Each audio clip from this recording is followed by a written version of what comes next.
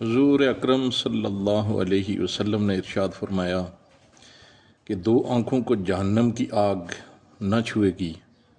ایک وہ جس نے خوف الہی میں آنسوں بہائے ہوں، اور دوسری وہ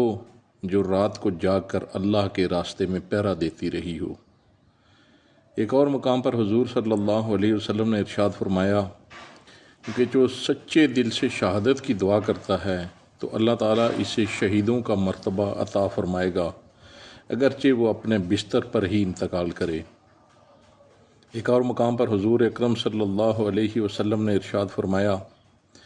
کہ سب سے افضل جہاد ظالم بادشاہ کے سامنے حق بات بولنا ہے۔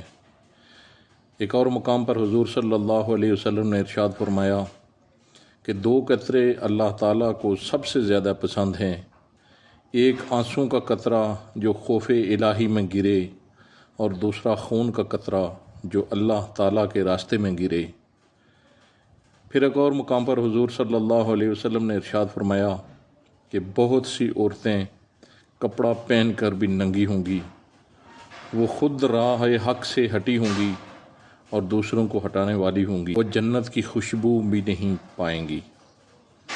ایک اور مقام پر حضور اکرم صلی اللہ علیہ وسلم نے ارشاد فرمایا اللہ تعالیٰ نے ان مردوں پر لعنت فرمائی ہے جو عورتوں سے مشابہت اختیار کرتے ہیں، اور ان عورتوں پر لعنت فرمائی ہے جو مردوں سے مشابہت اختیار کرتی ہیں۔